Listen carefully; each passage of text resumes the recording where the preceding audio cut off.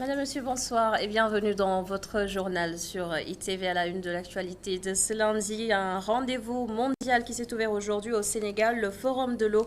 Une première journée de plaidoyer en faveur de la sauvegarde du liquide précieux. Des solutions concrètes sont donc attendues de cet événement pour résoudre les problématiques actuelles. Un rendez-vous mondial aux enjeux universels. Vous entendrez là-dessus un acteur de la société civile sénégalaise sur les défis de notre pays. Alassane Sissi milite pour une meilleure politique de l'eau à l'échelle nationale. Pendant ce temps, à Hambourg, les transporteurs réclament le renouvellement du parc automobile. De plus, ils se sentent menacés par la circulation dite illégale de véhicules sans papier. Et nous ferons le point dans cette édition avec notre correspondant sur place. Et enfin, notez que l'équipe nationale de football est en camp de préparation à Marrakech pour le match contre l'Égypte vendredi prochain. Au moins 13 joueurs sont pour le moment présents. Tout de suite, le développement.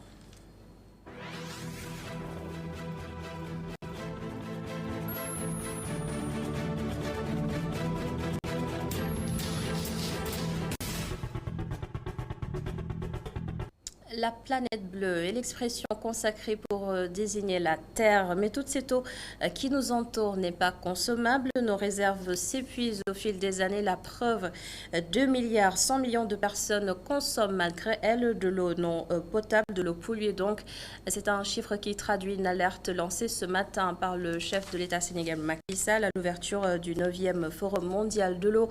Les décideurs du monde vont donc discuter des enjeux liés à l'accès à l'eau et surtout à sa sauvegarde. Voici le compte-rendu de la cérémonie d'aujourd'hui avec Seynabou Babou et Seydina Mbaye.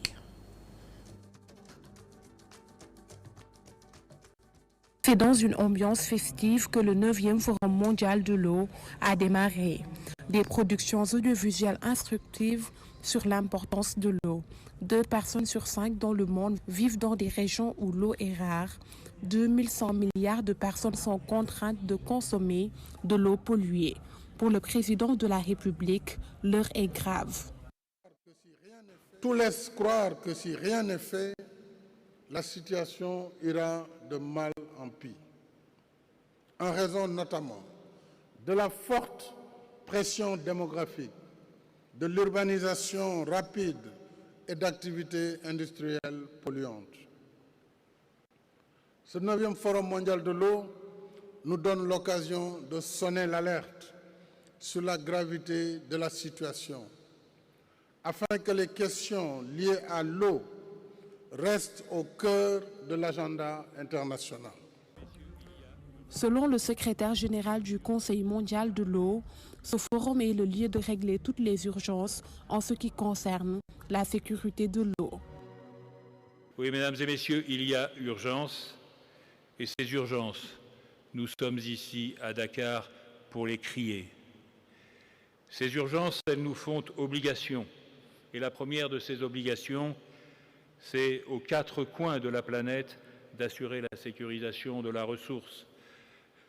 Disposer de plus d'eau, mais en consommer moins et mieux. Il nous faut aussi bouleverser nos usages, changer nos habitudes et nos comportements. Et à cette condition seulement, nous saurons partager l'eau pour l'homme et l'eau pour la nature. Aux yeux du président de la République de Congo, il faudrait que les États unissent leurs forces pour régler définitivement la question de ce liquide vital et précieux. Le partage de l'eau, l'accès à l'eau et à la gestion équitable de l'eau sont des enjeux absolument vitaux pour l'humanité.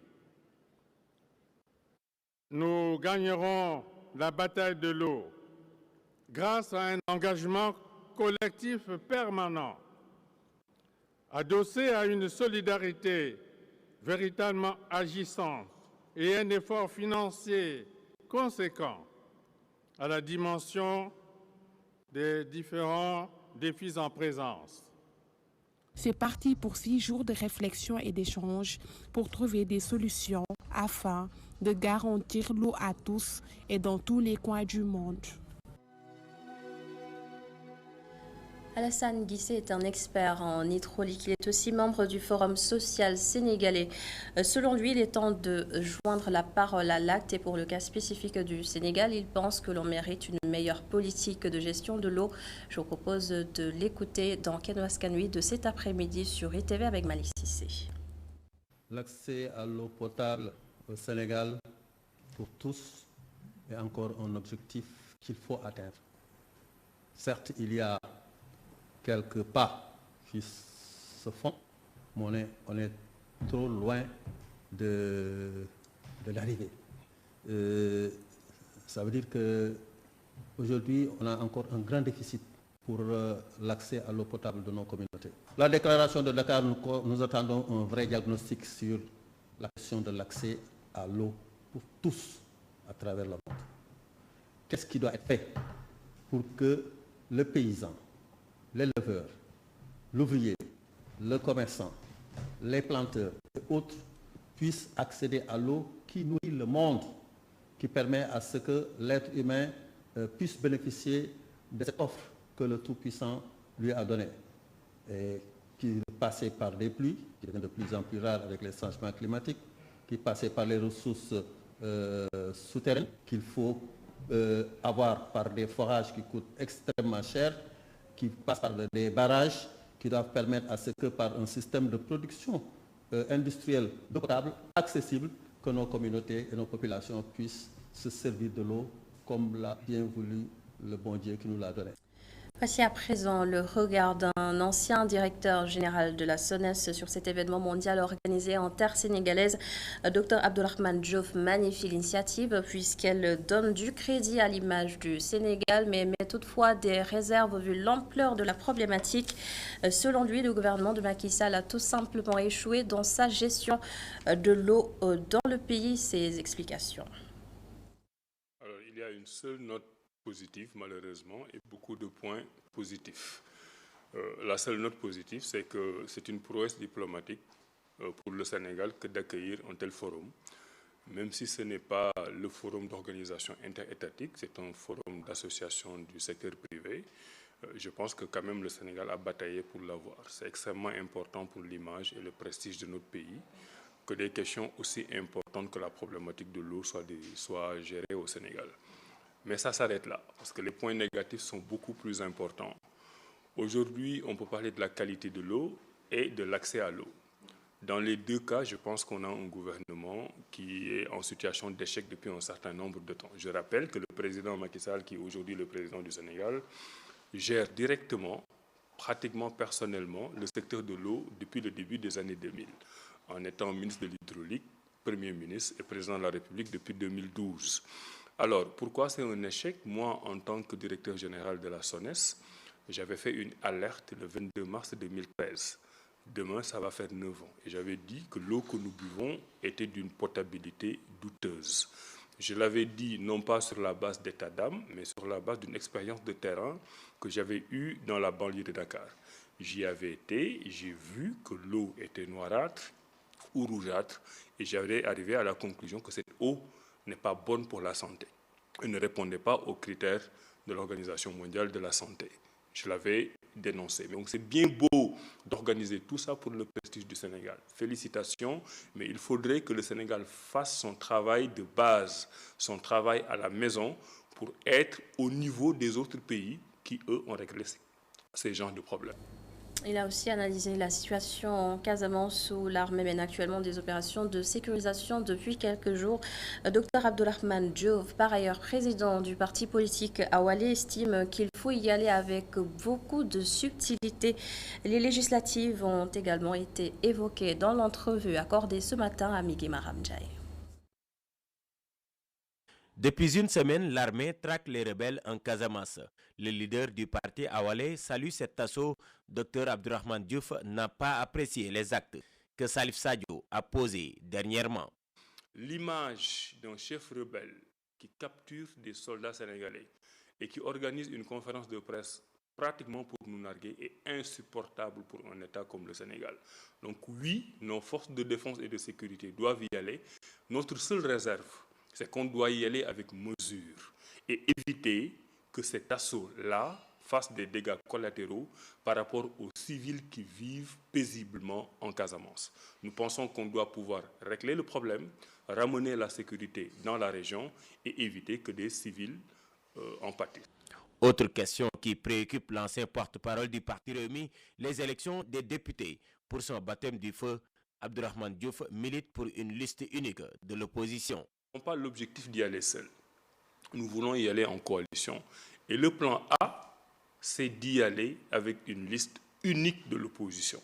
Que tous ceux qui sont dans l'opposition, y compris Awalé, se tendent la main pour avoir la liste unique qui permettra, dans le vote populaire, de battre Benno Bokk Yakaar, de lui imposer la cohabitation, d'avoir un Premier ministre, un gouvernement et d'avoir une alternative et une alternance avant l'heure. Une liste unique, oui, mais avec des critères bien définis, précise le leader du parti Awalé. Il refuse de signer un contrat d'adhésion. Il n'est pas question que nous signions des contrats d'adhésion. Le contrat d'adhésion, c'est le contrat qu'on vous tend avec un certain nombre de conditionnalités que vous n'avez pas la possibilité ou la prérogative de négocier. Vous signez ou vous ne signez pas. Nous n'allons pas entrer dans une coalition dans ces conditions.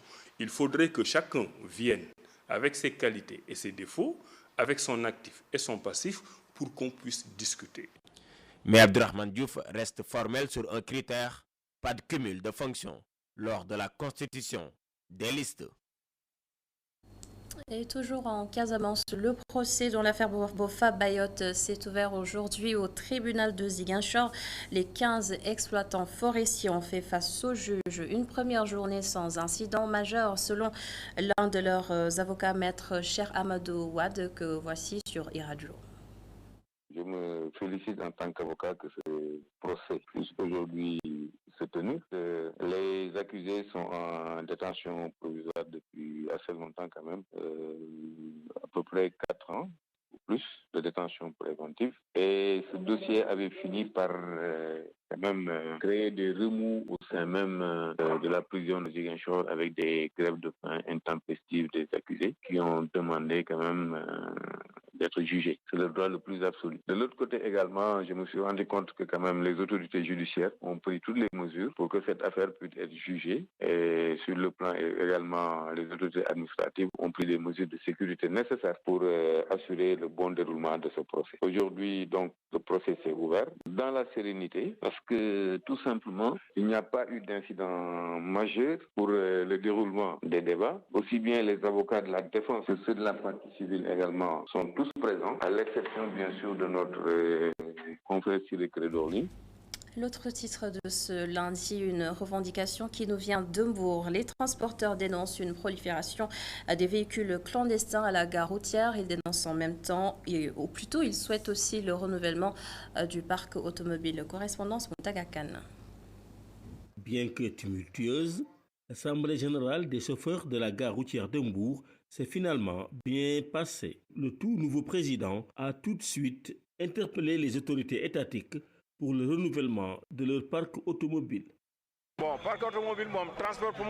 que le transport puisse se développer, il faut que le parc automobile soit renouvelé. Si l'État aide les chauffeurs à acquérir de nouvelles voitures, le secteur ne peut que s'en trouver revigoré. Avec de nouvelles voitures, les chauffeurs feront de très bonnes affaires. Les voitures clando ne sont prisées par les clients que parce qu'elles sont en bon état. Elles sont neuves, en plus, elles sont dotées de climatiseurs. Si on met les transporteurs et les chauffeurs dans les mêmes conditions, ils pourront réussir leur mission. Les chauffeurs accusent les conducteurs de voitures non professionnelles d'être à l'origine de leur infortune. Nous avons un programme avec le président Sey, parce que avant tout, nous devons régler le maraudage, parce que la priorité de la gare routière actuellement c'est le maraudage. Parce que tous les chauffeurs ne travaillent plus parce que là, on sait bien que la gare routière est en perturbation, les clandos, etc., vont à Kaolack, Thiès, etc., et ils n'ont pas de licence pour alors faire le travail. Et puis nous sommes des professionnels. Donc le transport, c'est à nous. Donc ils sont venus pour saboter les gares routières. Donc c'est ça qui a été dans la gare routière de Mbour quand même.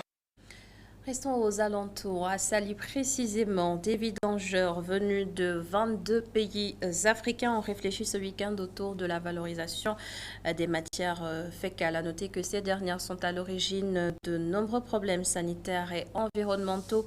Ces acteurs plaident alors pour que des stations de gestion soient créées dans nos pays. Un plaidoyer porté par le président de l'Association panafricaine des acteurs de l'assainissement. Il s'appelle Ibrahima Sow. On a fait le constat que dans tous les pays où l'assainissement est pris en compte et que ces boues sont traités et valorisés, on a constaté que les maladies diarrhéiques ne sont pas fréquentes là-bas.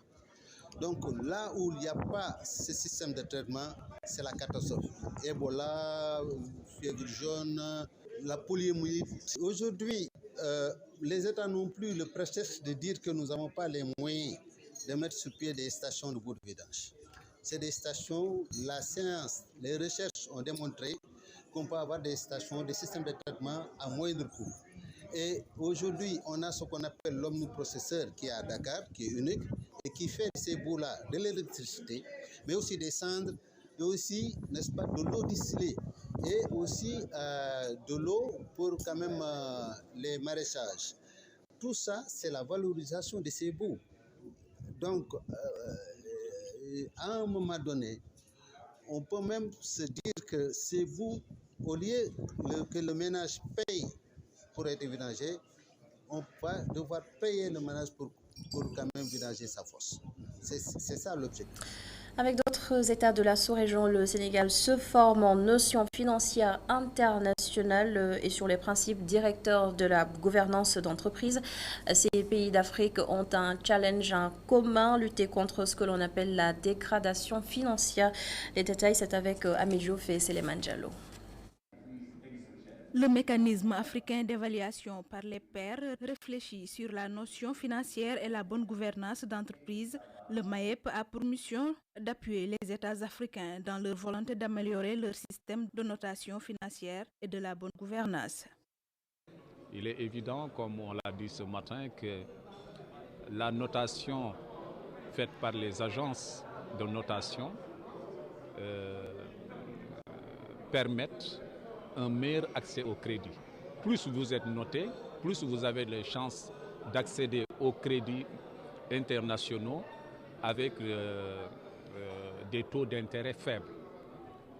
Naturellement, quand vous perdez en notation ou quand vous baissez dans la notation, l'accès au crédit vous devient très difficile. Les pays africains souvent mal notés, selon le professeur Ibrahima Choubou, le président MAEP Sénégal souligne la nécessité de mettre en place une agence de notation africaine.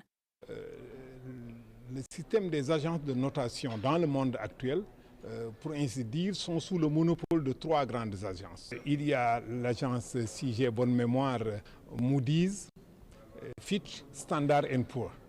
Ce sont les 3 agences qui contrôlent 85% du marché mondial et qui décident du crédit de chaque État. À quel taux on va vous prêter l'argent? Est-ce qu'on va même vous prêter l'argent? Les experts vont également réfléchir s'il ne faut pas agir pour attirer l'attention sur la nécessité de prendre en compte d'autres critères, en particulier pour les entreprises africaines et pour les États africains. Et même, on peut aller au-delà. Pourquoi ne pas créer une agence de notation africaine? La bonne gouvernance pour assurer la longévité des entreprises, la problématique était aussi au cœur de l'atelier. Le deuxième atelier, pour ainsi dire, c'est sur la bonne gouvernance des entreprises. Vous connaissez bien, l'entreprise, c'est un outil très efficace pour le développement et sa bonne gouvernance est fondamentale. Cette bonne gouvernance, comme je l'ai dit tout à l'heure, en Afrique, on a beaucoup d'appelés. Il y a énormément d'entreprises qui naissent, mais la mortalité infantile y est très élevée. Au terme de ces ateliers, des recommandations seront faites aux différentes autorités pour des pistes aux décideurs. Objectif, mieux prendre en compte les intérêts des Africains. Et le Sénégal partage aussi son expérience avec la Guinée-Conakry. Conakry en matière de gestion et d'organisation des activités maritimes. À travers le centre Tramar de Dakar, des professionnels guinéens seront donc formés en la matière. Les contours d'un partenariat, c'est avec Mamadou Sy et Augustin Mandan. Le centre Tramar de Dakar, spécialisé dans les activités maritimes et la logistique, renouvelle son partenariat avec le monde maritime de la Guinée-Conakry. Cet établissement a formé plusieurs cadres guinéens. La dynamique se poursuit. D'autres sociétés vont bientôt envoyer leurs agents à Tramar pour bénéficier d'une formation de qualité. La Guinée, pour nous, c'est un partenaire privilégié depuis plus de 5 ans. Donc nous avons commencé à collaborer avec le monde maritime guinéen. Et cette collaboration a permis de former, n'est-ce pas, un bon nombre de cadres guinéens. Donc je veux citer 59 cadres de la société navale guinéenne, 6 cadres de la marine marchande et bientôt donc les entreprises qui sont ici présentes, l'Agence nationale des affaires maritimes de la Guinée, le Conseil guinéen des chargeurs vont envoyer leurs cadres en formation chez nous. Pour mieux renforcer la collaboration, la direction de Tramar compte se rendre en Guinée-Conakry. Sur place, des symposiums seront organisés. Mieux, il est également prévu la mise en place d'une filiale du centre Tramar en Guinée. Nous venons appuyer, former, mais cette formation est orientée aux besoins de leur secteur. Donc, il est prévu des symposiums, il est prévu beaucoup de rencontres en Guinée. Nous allons aussi continuer les visites, n'est-ce pas? Il est prévu aussi la mise en place d'un siège du centre Tramar, une filiale du centre Tramar en Guinée, donc pour être beaucoup plus proche et répondre aux besoins de formation de courte durée, surtout du domaine maritime. La Direction nationale de la marine marchande de la Guinée exprime sa fierté pour la poursuite de la collaboration entre le centre Tramar et les acteurs du monde maritime de la Guinée. Le Conseil guinéen des chargeurs et l'Agence de la navigation maritime vont aussi bientôt bénéficier de ce partenariat. De par le passé, déjà 59 cadres de la société navale guinéenne ont été formés. D'autres se préparent avec le Conseil guinéen des chargeurs, de l'ANAM, et bientôt encore le port et tous les secteurs maritimes et portuaires guinéens sont concernés par ce partenariat. Nous sommes fiers de venir aujourd'hui au centre Tramar de Dakar. Nous avons en vue de réactualiser, c'est-à-dire ce cadre, cette convention de partenariat qui a été signée depuis 2018. Le centre Tramar de Dakar veut se positionner comme leader dans la sous-région en management des activités maritimes, logistique et supply chain. L'ambition est de mettre en place une université. En attendant, la Guinée et le Sénégal s'engagent à renforcer la coopération sud-sud au bénéfice des populations. Allez, on passe maintenant aux actualités des sports. Le Sénégal joue contre l'Égypte en match aller comptant pour les éliminatoires pour la Coupe du Monde Qatar 2022. La rencontre est prévue vendredi prochain au stade international du Caire. Et à noter aussi que les Lions sont actuellement à Marrakech pour un camp de préparation de notre envoyé spécial au Maroc, Pape Malick Diaw. La tanière a reçu dans la nuit du dimanche au lundi la première vague de Lyon. Une dizaine de joueurs a rejoué le camp de préparation qui se tient présentement à Marrakech, au Maroc. Le portier Edouard Mendy a enchaîné après avoir pris part samedi à la victoire des Blues de Chelsea en FA Cup face à Middlesbrough 2-0. 9 autres Lions sont également dans la cité marocaine. Il s'agit de Famara Diédhiou et de Mamba Bacham qui évoluent dans le championnat turc, mais également des pensionnaires de clubs de la Ligue 2 française comme Salou Ciss et Moustapha Nam, ou encore du milieu de terrain d'Alaves, Mamadou Loumdiaye, du gardien Bingourou Kamara, rappelé en sélection avec les blessures de Seyniga et Alfred Gomis. Dans le lot des premiers arrivés, il y a également Ismaël Sarr qui, après une blessure, a repris la compétition ce week-end par un match avec les U23 de Watford, de même que Bouna Sarr, resté sur le banc ce week-end avec le Bayern Munich. Ce groupe a été devancé de quelques heures par le gardien de but du Casa Sport, Alioune Badara Fati, arrivé à Marrakech depuis samedi avec le staff technique des Lions. Les 16 autres joueurs convoqués sont attendus cet après-midi et une première séance collective est prévue en soirée, autrement dit 19h, heure locale. Le groupe se prépare dans la ville marocaine jusqu'au mercredi 23 mars avant de s'envoler pour la capitale égyptienne où les Lions ne s'entraîneront qu'à la veille du match aller contre les Pharaons prévu le 25 mars au Stade international du Caire, coup d'envoi 19h30. Et toujours sur les Lions et leurs performances dans leurs clubs respectifs, Nampalys Mendy enchaîne les titularisations avec Leicester en championnat. Cheikhou Kouyaté et Edouard Mendy sont qualifiés en demi-finale de la FA Cup, c'est ça. Le Tour d'Europe des Lions, c'est avec Cher Diop. En France d'abord, mais en Ligue 2, Nancy s'incline sur le score de 3-1 devant l'en avant Guingamp malgré un but de Saliou 6. Sochaux de Omar Daf se reprend et Barodez 2-0 avec une réalisation signée Rassoul Ndiaye. En Angleterre, c'était la FA Cup pour certains. Chelsea de Edouard Mendy est allé arracher la qualification en demi-finale sur la pelouse de Middlesbrough 2-0. Ça passe également pour Cheikhou Kouyaté avec Crystal Palace qui s'est largement imposé devant Everton 4-0 et se qualifie pour les demi. Pendant ce temps en championnat, Nampalys Mendy entraîne une deuxième titularisation de suite pour un succès devant Brentford 2-1. D'ailleurs, il est même directement impliqué sur le premier but des Foxes. A noter qu'Ismaïla Sarr, qui a repris les entraînements, a même disputé un match avec la réserve de Watford de bon augure pour la sélection. En Allemagne, Mayence a corrigé Arminia Bielefeld 4-0 avec un but sur penalty signé Moussa Niakhaté. En Série A, Kalidou Koulibaly et Napoli évitent le piège de l'Udinese avec une victoire 2-1 et gardent en même temps le rythme dans la lutte pour le titre. En Turquie, avec une belle retournée acrobatique, Famara Diédhiou inscrit son 10e but de la saison. C'était lors de la victoire de Antalya Sport qui a battu Göztepe de Chérif Ndiaye 2-0. Papi Mison Djilo Bourdia a également fait trembler les filets avec un 5e but de la saison. Gaziantep enfonce Galatasaray 3-1. En Grèce, pour terminer, touché au genou, Pape Abou Cissé est sorti sur blessure à la 30e minute. Mais Olympiakos et Giannina se sont quittés sur le score d'un but partout. Le rock sera tout de même de la partie pour le regroupement des Lions qui débute ce lundi. Et on se quitte sur ces notes de sport. Merci beaucoup d'avoir suivi ce journal. Merci à l'ensemble des équipes en régie. Bonne suite des programmes. Rendez-vous demain pour un autre 19h45. Bonne soirée.